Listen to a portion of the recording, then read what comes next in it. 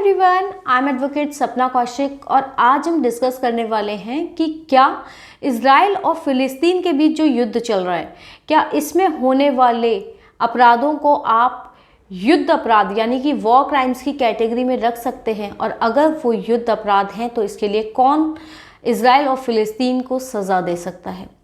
आज जब हम ये वीडियो बना रहे हैं तो हमें पता चला और पूरी दुनिया को ये खबर आई कि फ़िलिस्तीन के एक अस्पताल के ऊपर बम गिरने की वजह से 500 से ज़्यादा लोगों की मृत्यु हो गई। पूरी दुनिया इस चीज़ से दुखी है।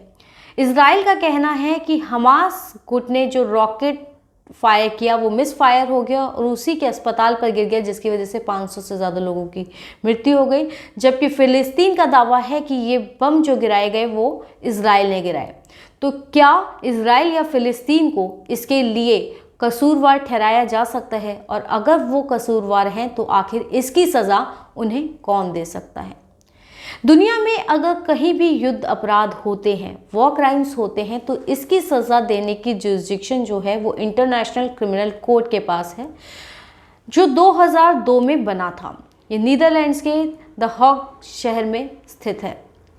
इसके 123 कंट्रीज़ जो है मेंबर हैं। लेकिन आपको जानकर हैरानी हो सकती है कि दुनिया के बड़े बड़े देश जैसे कि यूएस, चाइना, रशिया या इंडिया और इजराइल इसके मेंबर नहीं हैं। तो अगर इनमें से कोई भी युद्ध अपराध के लिए या बाकी जो देश इसके मेंबर नहीं हैं, अगर युद्ध अपराध वॉर क्राइम के लिए कसूरवार ठहराए भी जाते हैं तो उनका एग्जीक्यूशन नहीं किया जा सकता। उनको सज़ा सुनाई तो जा सकती है, लेकिन क्योंकि वो उसको मानते नहीं हैं इसलिए उस सज़ा का एग्जीक्यूशन करवाना बहुत मुश्किल है। तो आखिर युद्ध अपराध वॉर क्राइम्स क्या होते हैं?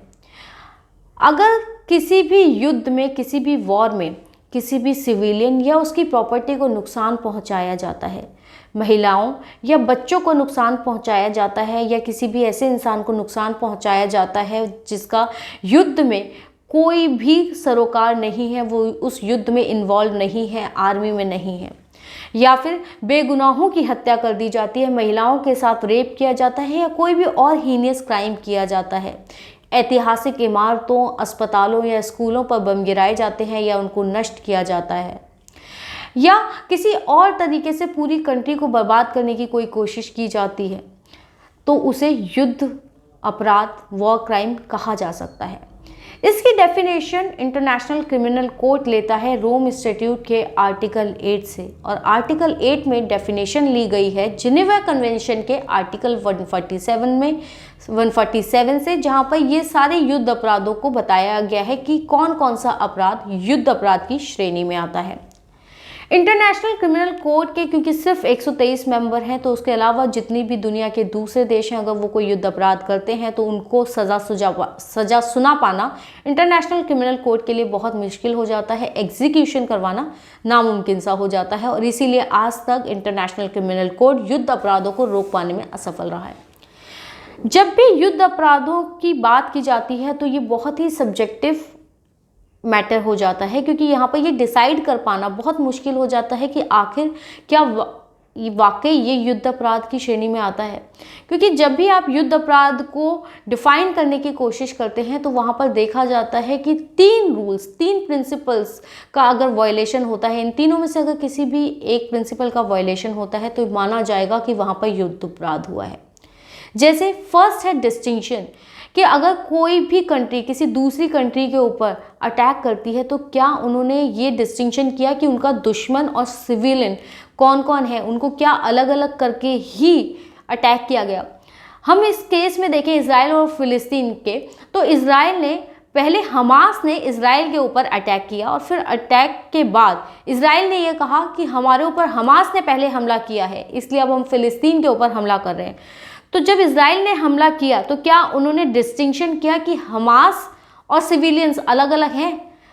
अगर उन्होंने बहुत ज़्यादा हमला कर दिया, मान लीजिए, तो ये हुआ डिस्टिंक्शन। फर्स्ट प्रिंसिपल है डिस्टिंक्शन, कि अटैकर्स को और सिविलियंस को आपको अलग अलग करके ही हमला करना पड़ेगा। अगर आपने बिना डिस्टिंक्शन किए यानी कि बिना देखे अगर आपने हमला कर दिया तो यहाँ पर इसका मतलब है कि आप युद्ध अपराध वॉर क्राइम कर रहे हैं। दूसरा होता है प्रोपोर्शनैलिटी, यानी कि हमास ने अगर इजराइल के 200-500 लोगों को मारा तो इसका मतलब ये नहीं है कि इजराइल के पास ये अधिकार आ गया कि वो पूरे फिलिस्तीन को ख़त्म कर देगा। वो बिना देखे अगर सब पे हमला करता रहेगा तो ये माना जाएगा कि उसने इन प्रिंसिपल्स का वायलेशन किया है और यहाँ पर उसे युद्ध अपराध के लिए अपराधी घोषित किया जा सकता है। तीसरा होता है प्रिकॉशन। प्रिकॉशन का मतलब ये है कि सिविलियंस को कम से कम नुकसान होना चाहिए। ये नहीं है कि आप अंधाधुंध बमबारी करते चले जाएं और दूसरे देश के लोगों को ख़त्म कर दें। अगर आप ऐसा करते हैं आप प्रिकॉशन नहीं ले सकते।